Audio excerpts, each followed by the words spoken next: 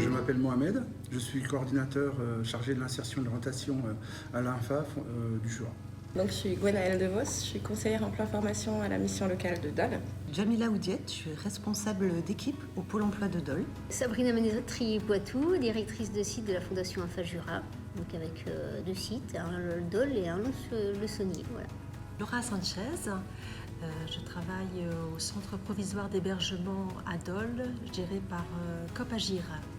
Donc l'idée de cette formation, elle a émergé vers l'été 2021 et on avait tout un groupe de jeunes migrants qui avaient la forte demande d'aller à l'emploi. On s'est rendu compte qu'au-delà du dispositif en amont de la qualification, aucun dispositif ne leur était accessible et que pour les personnes qui étaient migrantes de niveau A1, même le DAC n'était pas accessible. Ce serait bien qu'on fasse quelque chose pour ce public, mais quelque chose qui leur soit adapté. Parce qu'on a des restaurateurs qui recherchent et qui aimeraient avoir des jeunes motivés comme ceux qu'on a rencontrés. On a des jeunes aujourd'hui motivés, mais qui n'ont pas accès à la formation. Donc Pôle emploi a entendu qu'on s'intéressait à ce public-là. Ils ont développé une action et nous l'ont présentée. Et l'INFA a répondu favorablement à la demande. Donc c'est vrai que c'est une action qui nous a demandé de réinventer un petit peu nos modalités de fonctionnement et d'innover au niveau pédagogique. Donc l'alternance s'est faite de manière particulière. Donc il y avait un temps, à raison d'une journée par semaine, où les publics travaillaient à l'apprentissage de la langue française, mais par rapport au milieu professionnel, par rapport au milieu de la cuisine. Et le reste du temps, ils étaient donc soit en plateau technique à raison de 2 jours par semaine, soit en entreprise, donc à raison de 2 jours par semaine aussi. Donc durant 5 mois de formation. Il y avait 4 jeunes qui ont participé à cette formation de commis de cuisine, qui sont hébergés donc au CPH de Dole.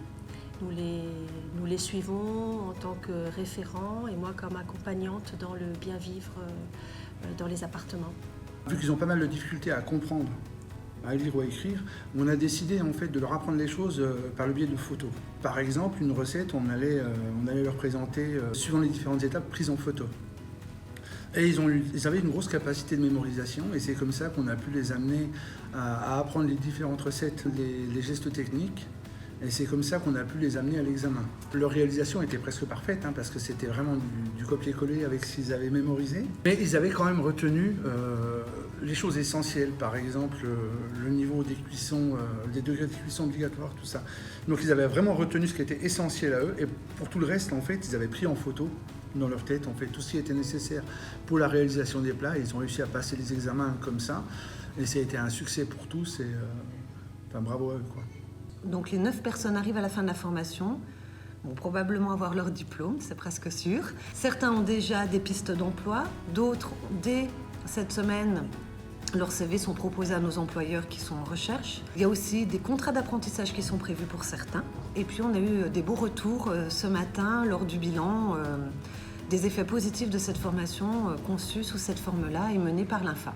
Ils ont obtenu un SST au cours de cette formation, la certification HACCP et donc le CCP1 et le CCP2 du titre pro cuisinier. Ce projet-là nous tenait plus amplement à cœur que peut-être que d'autres, effectivement, puisqu'il répondait en tout point aux valeurs que l'INFA véhicule. Sur la promotion sociale des publics les plus éloignés, sur les valeurs de citoyenneté, sur le vivre ensemble. D'une part, on est complètement dans ce qu'on défend, on est complètement dans nos valeurs, parce que c'est un des publics les plus éloignés de l'emploi. Grâce à cette action, on peut démontrer que le vivre ensemble est largement possible, que la religion n'est pas un frein du tout, que quand on a un respect de l'identité de l'autre, la cohabitation elle se passe sans aucun problème, et que c'est une véritable leçon de vie, parce que ce qu'on devrait peut-être apprendre à cultiver, c'est peut-être nos différences, plutôt que demander à ce que tout le monde ressemble à tout le monde, quoi. Donc voilà, moi ce que j'ai envie d'en dire, c'est juste ça. On collabore depuis 2019 avec l'INFA. C'est une collaboration très très étroite. Grâce à l'INFA, aujourd'hui, on a pu mettre en place des parcours vraiment organisés, temporalisés, qui permettent à tous ces jeunes d'accéder à une qualification ou à l'emploi en moins d'1 an. Donc sans l'INFA, vraiment, nous, on ne pourrait pas travailler.